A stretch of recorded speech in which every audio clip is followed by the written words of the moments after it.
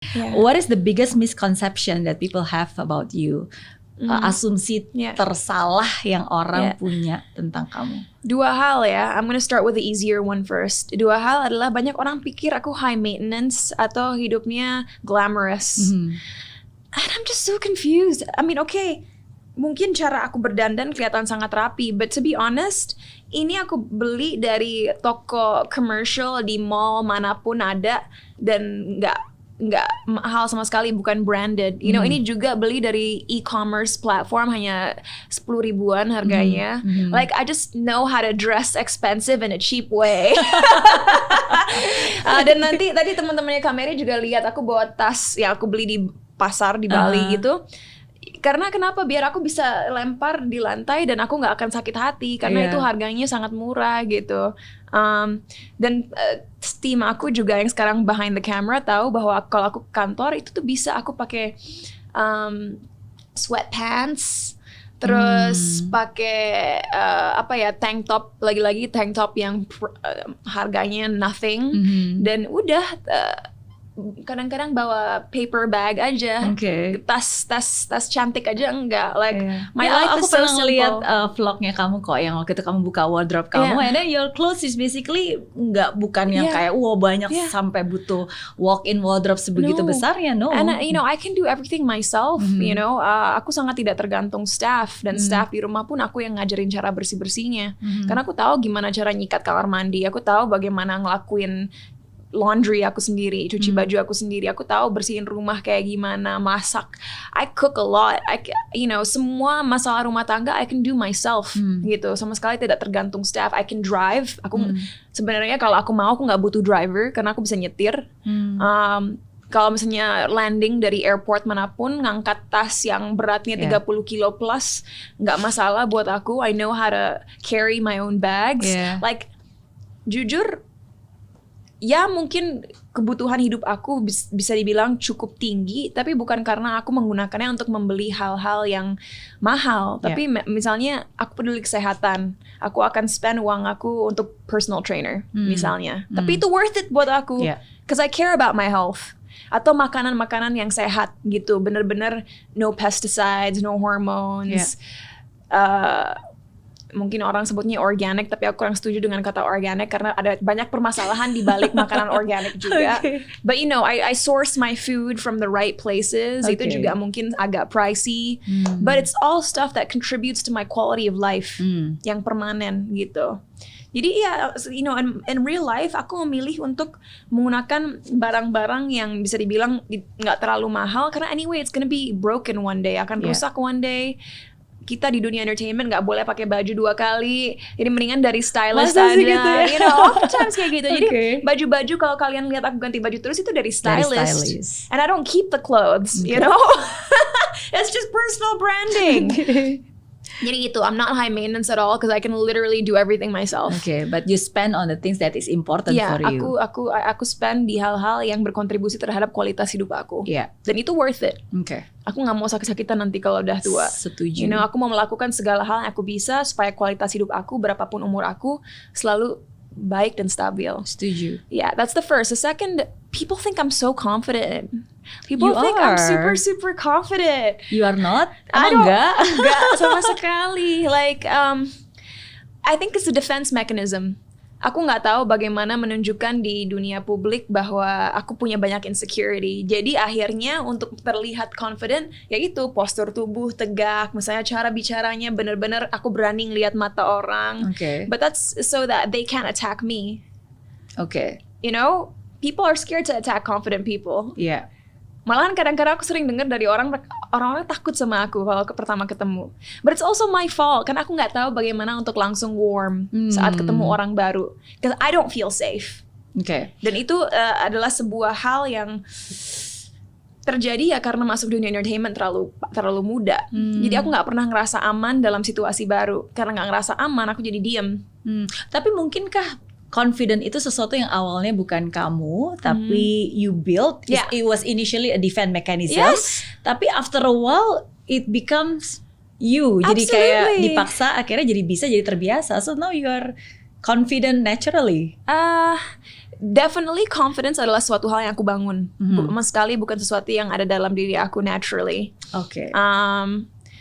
Mungkin sekarang jadi second nature aja untuk selalu kalau di depan publik tuh terlihat kuat, terlihat you can't mess with me vibe gitu.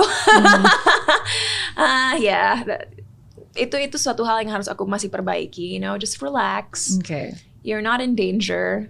People are not thinking or talking beep about you. Yeah. You are not a robot, ya kan? You are a human yang bisa make mistakes juga, but it's okay. It's part of a human. I'm not the most confident person. Segala hal bisa membuat aku mikir. Aku tuh orang yang kalau aku fixate tentang sesuatu kayak kekurangan aku itu bisa lama kepikiran gitu. But I'm not gonna show people that. Okay. Because you're perfectionist kan tadi. Yeah. So that's the two biggest assumption, wrong assumption. Dan juga memang aku tahu aku kelihatannya galak. I have a very galak resting face. Emang gak galak? Bisa galak, tapi untuk orang-orang terdekat aku mereka selalu bilang lucu banget bahwa kalau di publik aku kelihatan seperti singa, tapi sebenarnya aslinya itu kayak bayi kucing, kayak kitten. Okay. Yeah, so okay. I'm like a cub. But you are a Leo, right? I am. Anyway, sebenarnya. I am. So I'm a cub deep inside, but a lion in public, gitu. Okay. Yeah. That's nice. Yeah. At least kalian tahu aku punya soft side. Hanya susah untuk ditampilkan aja. Okay. 2 pertanyaan terakhir. Pilihan tersulit yang pernah kamu hadapi dalam hidup.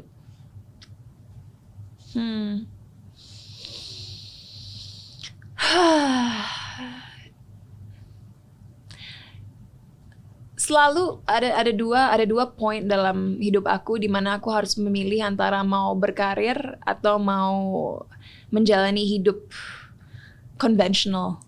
Gitu. Apa tuh hidup konvensional seperti apa? Hidup konvensional artinya ya sekolah, kerja di suatu perusahaan, and then work up the social ladder gitu. Oke, seperti mayoritas orang pada umumnya. Makanya aku bilangnya konvensional karena kan gak semua orang bekerja di dunia entertainment kan. Itu waktu kelas 10, grade 10, sempat papa aku bilang yuk kita pindah ke Jerman aja. Dan itu kan aku lagi sibuk-sibuknya di dunia entertainment. Itu waktu aku lagi benar-benar growingnya, bertumbuhnya. Dan ya itu tahun 2019 waktu aku mikir worth it gak ya di entertainment, sekolah aja kali. Nanti gampang lah kerja di finance gitu. Seperti banyak teman-teman aku di New York kan akhirnya kerja di perbankan, kerja di hedge fund. I can do that gitu karena aku kenal dengan dunia itu. And then I always chose the entertainment industry walaupun dunia entertainment membuat aku paling gak nyaman. Dan membuat aku paling merasa dihakimi, merasa dijatuhkan. But kenapa aku selalu memilih dunia entertainment? Because I'm not a quitter. I'm not a quitter dan aku nggak akan membiarkan diriku sendiri meninggalkan dunia ini tanpa berusaha sekuat tenaga untuk selalu face my fears. Gitu. Itu pilihan yang kamu buat di kelas 10 waktu itu ya? Kelas 10 dan tahun 2019 kan 2 kali. Oke. Kan 2 kali itu 2 terjadi. kali dihadapkan dalam pilihan yang sama dan jawabannya selalu sama. I'm not a quitter. I need to do this because I can. And I've been put here for a reason. Ada alasan kenapa Tuhan memposisikan aku di situasi ini. Karena aku cukup kuat untuk bisa. Oke. Biasa kalau kamu mengalami pilihan tersulit itu, is there someone that you consult with? Tanya ke siapa? Maybe this is another misconception. Maybe people think aku punya banyak teman, but I really don't. I'm such a loner. Jujur setiap hari kalau kalian lihat history WhatsApp aku, 3 orang tersering yang aku paling sering bicara adalah 1 teman terdekat aku, Vindi, sama Mom Debbie. Jadi manager aku dan junior manager di perusahaan aku. Itu 3 itu doang. I have acquaintances. Kayak kemarin aku ke premiere film Sri Asih dan tentunya saat di situ aku say hi ke banyak orang, but none of them know me on a personal level, gitu. Dan jadi untuk menjawab pertanyaan awal, sering sekali hal-hal besar dalam hidup aku pendam sih. Like that's why I have a round table discussion in my head. Karena pros and cons-nya aku pikirkan dalam kepala aku sendiri. Iya. Gitu. Ada berapa banyak orang nih di dalam round table itu? I think banyak 4. Ya. Oke. Yeah. So, but then again, yang bikin aku bahagia, aku juga sangat nyaman sendiri. Yeah. I'm so comfortable being alone. Like I live in a big house by myself. Ada 2 staff tentunya, asisten rumah tangga, tapi di dalam rumah itu sendiri hanya aku, padahal ada 4 kamar. Wow, aku pernah baca mungkin orang berpikir kamu adalah extrovert, tapi ada di satu kesempatan di mana kamu sharing sebenarnya you are an introvert. I'm an introvert. Being in public exhausts me. Capek banget biasanya. Habis, I mean, walaupun ini sangat menyenangkan, aku senang banget bisa sama Kak Mary. Aku yakin habis ini aku capek dan mau langsung. Enggak sih, aku gak bisa langsung pulang. Tapi setelah kerjaan udah selesai, itu di rumah tuh langsung yang Oke. I'm just so comfortable being by myself. Oke. Gitu. Tapi I can relate to you. A lot of people also think that I'm extrovert. Dan menurut saya ada sisi extrovertnya juga. Tapi sebenarnya ada sisi introvertnya juga. Di mana sometimes if it's not necessarily, ya saya lebih prefer jadi pendengar aja gitu. Nggak perlu menjadi orang yang ngomong gitu. Iya. Dan dari situlah akhirnya saya find out and I can relate bahwa sebenarnya mungkin I'm ambivert. Ambivert, di mana ya sebenarnya kita bisa jadi extrovert, kita bisa jadi introvert tergantung situasi, gitu. And sometimes it can be downside of it, ya basically kita akan menjadi tiring karena kita berusaha untuk bisa membalance in all situations kan. Di situasi ini kita seperti ini, situasi ini seperti ini, gitu. Dan suatu kelemahan yang aku masih miliki sampai sekarang, selalu ingin terlihat sangat tertata depan kamera. I know that's not healthy either. Like I always want to control how I look, to make sure that everything looks presentable. Tapi itu juga trauma yang sumbernya dari masa kecil aku, di mana saat aku berkarir dulu belum ada kan peraturan atau regulasi di negara ini yang melindungi anak-anak. Jadi foto-foto aku, image aku, apapun tentang aku ditayangkan tanpa consent dari aku, yang akhirnya berdampak buruk dalam kehidupan pribadi aku gitu. You know, like there was a very humiliating incident, for example, when I was 14, di mana aku jatuh dari kursi dan itu ditayangkan di sebuah infotainment. Itu kan sebenarnya apa ya? I would say it's against the law karena satu, aku nggak tahu ada kamera di situ, mereka sembunyikan. Oke. Kedua, aku nggak pernah kasih consent itu ditayangkan. So itu banyak insiden seperti itu terjadi di masa remaja aku. Foto-foto yang aku nggak mau ada di dunia online atau dipublikasikan, like, and that's why the control freak in me is extreme. Like I don't want that to happen again, and it's hard for me to let go. Dan mereka nggak sadar sebenarnya yang mereka lakukan itu is not that simple karena kan dan itu ilegal have loh. an effect on you. Itu umur 13 tahun, you can't. You need to ask a guardian's consent gitu. Untung sekarang ada UIT dan lain-lain. Like it's easier for people to get caught. Tapi zaman dulu mereka juga nggak ngerti apa yang mereka lakukan itu dilakukan terhadap anak kecil. Bukan ada orang dewasa ya, 18 aja nggak anak kecil. No sympathy. A minor. Pertanyaan terakhir, Mbak Cinta. Jadi selama perjalanan hidup kamu, apa pelajaran terbaik yang hidup pernah berikan kepada kamu? Oh, I like this one.